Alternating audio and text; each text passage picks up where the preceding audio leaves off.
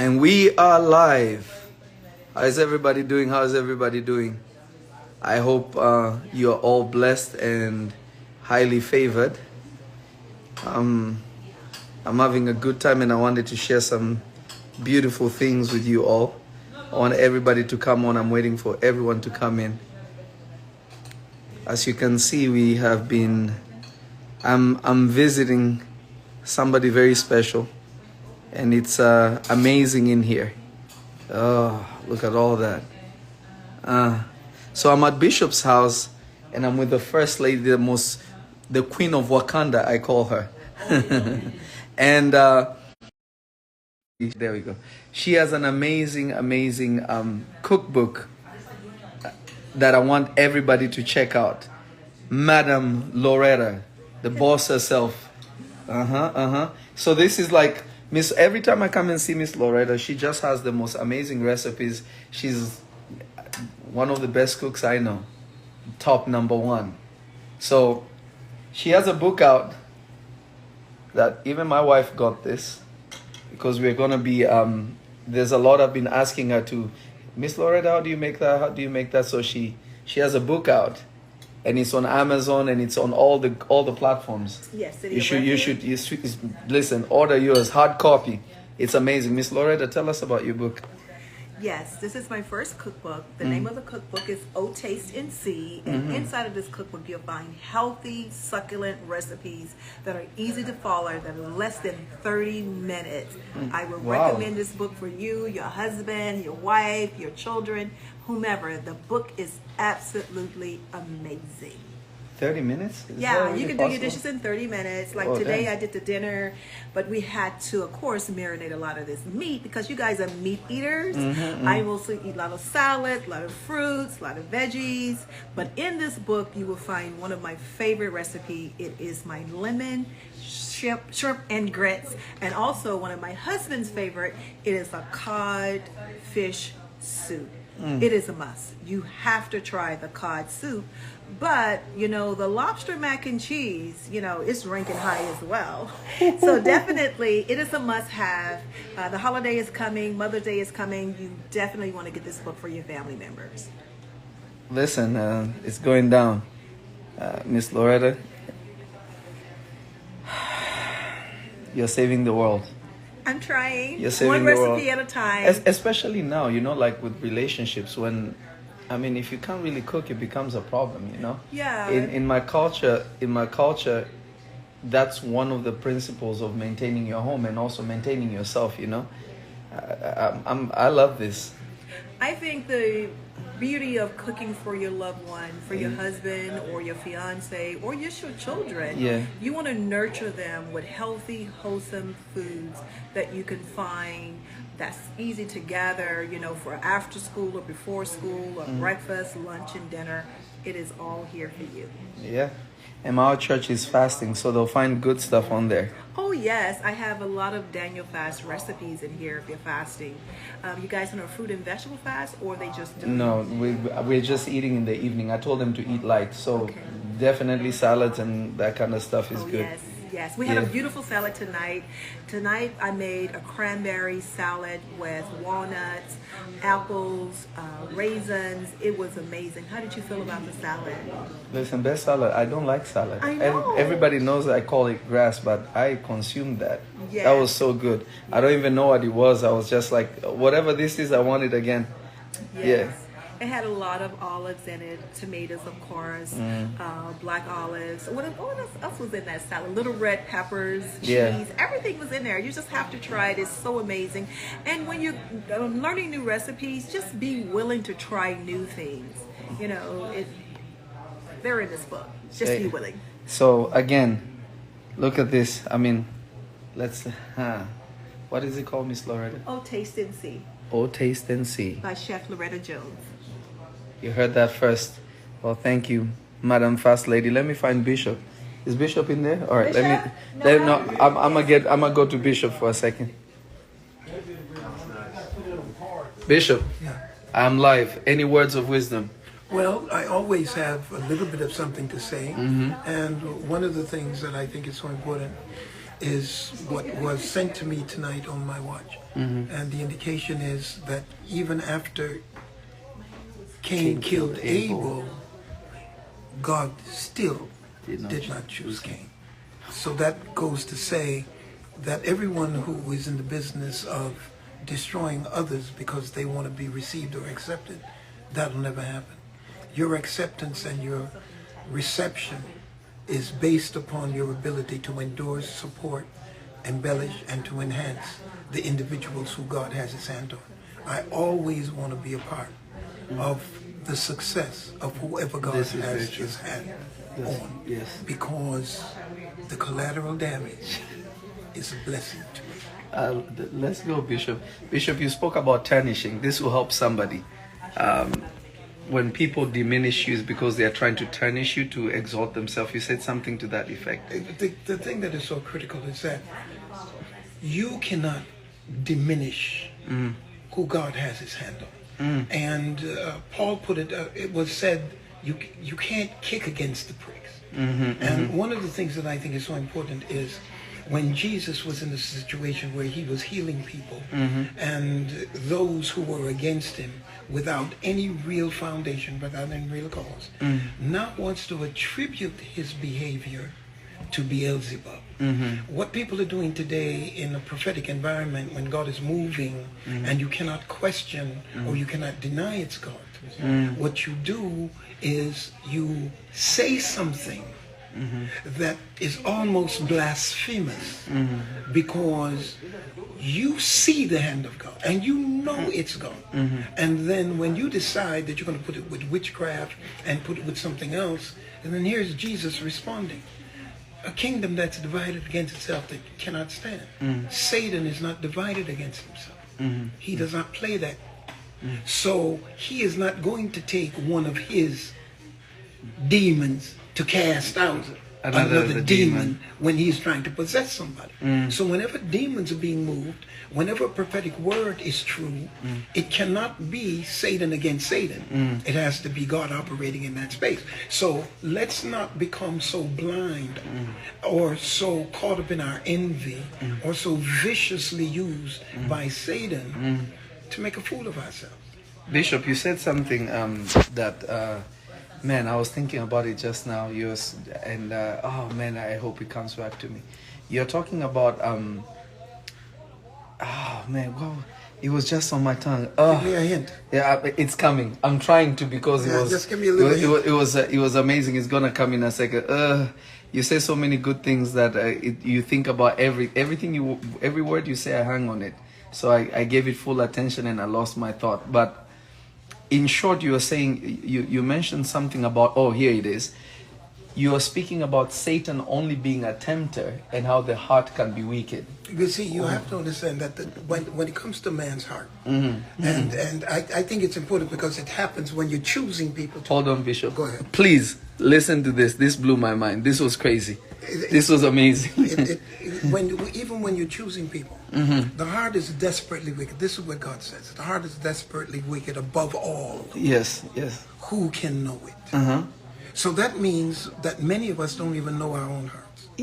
And we don't even know. So we're choosing and we're operating from a mechanism that's already flawed. So since Satan understands that you are already flawed and you have your proclivities and tendencies, all he does is entice. See, because temptation is made of two parts.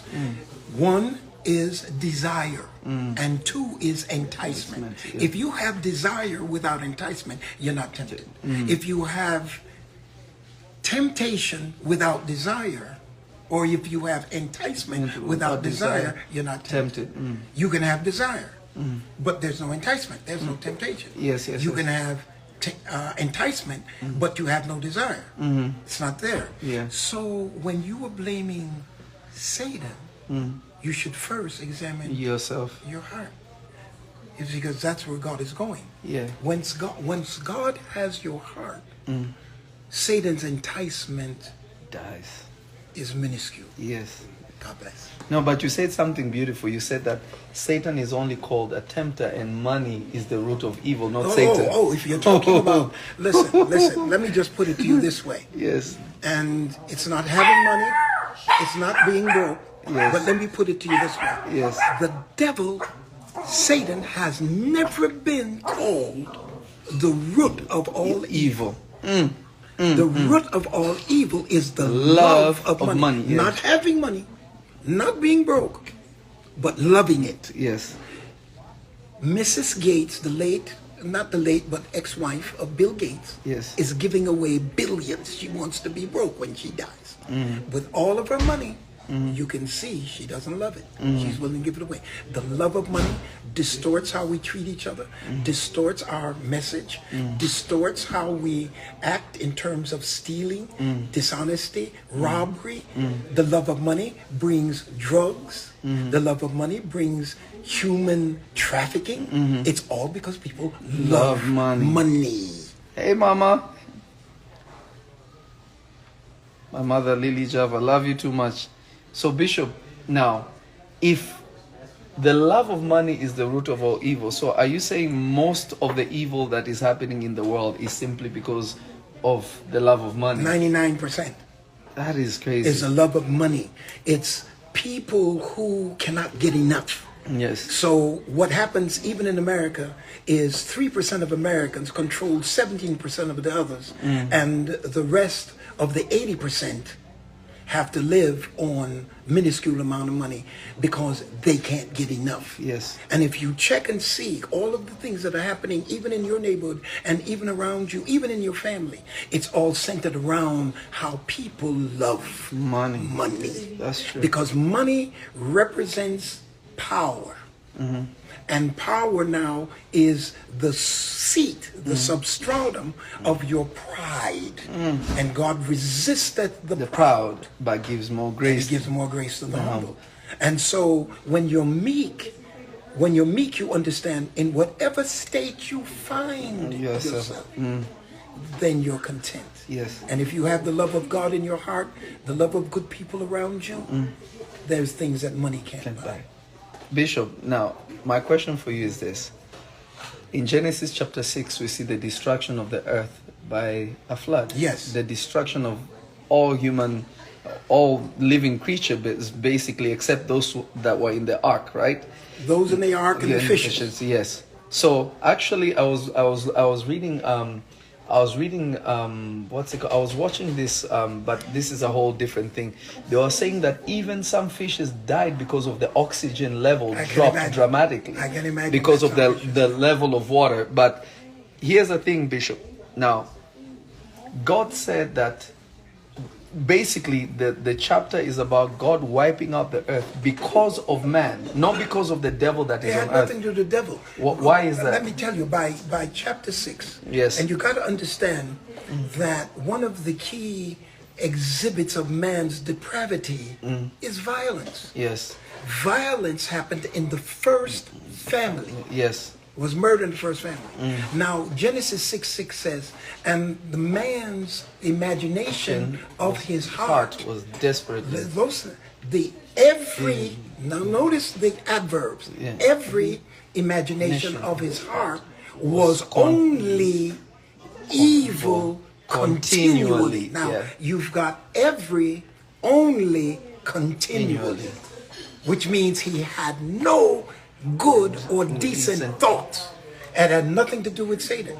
That was just them. It was man's heart. So question. So notice. Yes, sir. If Satan is the reason for that debauchery and that dilapidated condition in the heart of man, then you should have wiped out Satan. Yes, sir. But because man had to do with it, man became was the recipient, because he violated when God said, the day thou eat, thou shalt surely die. Yeah. And from then, he just regressed to the point that the Bible says it repented God to make man. That he made man. He never repented for making the devil.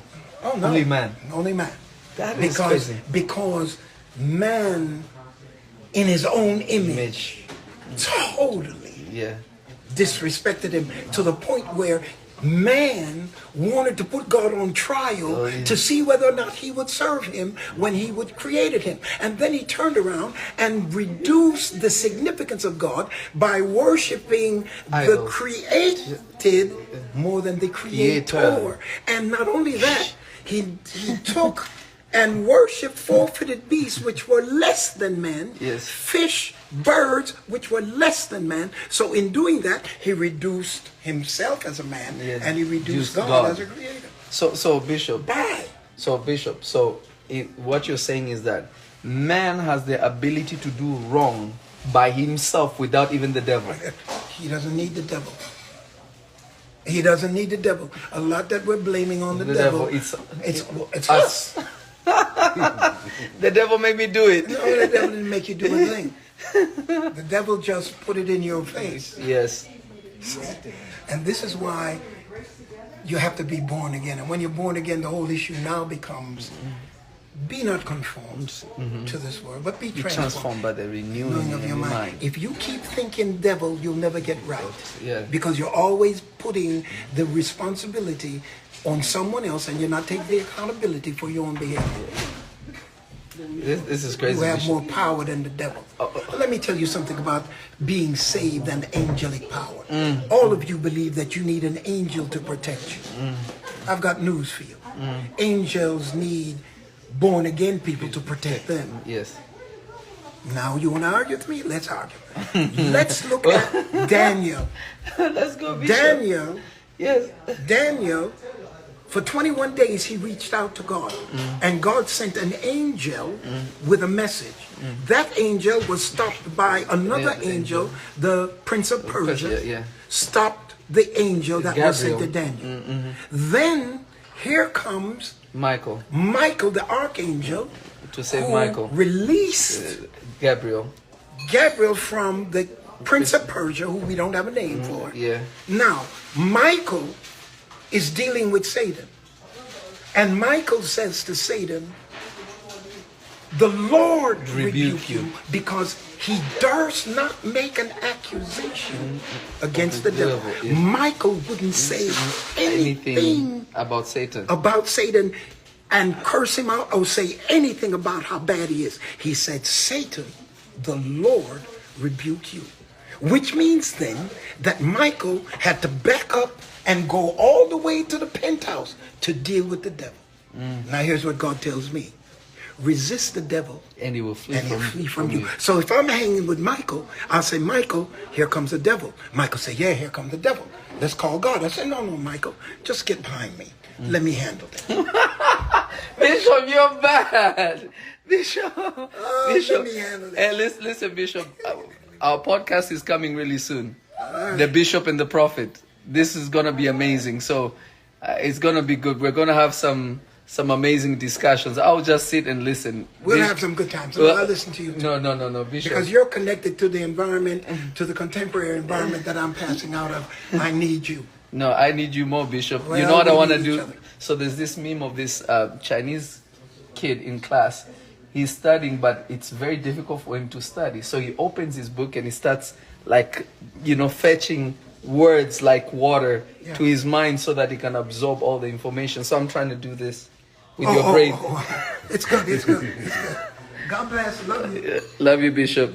Well, that was a lot of info in a short while. All right, Miss Loretta, say bye to the people. Bye-bye. Oh man, this is amazing. Well, I'm about to leave. Thank you so much. My phone, I gotta do this. I gotta get the information. Wait.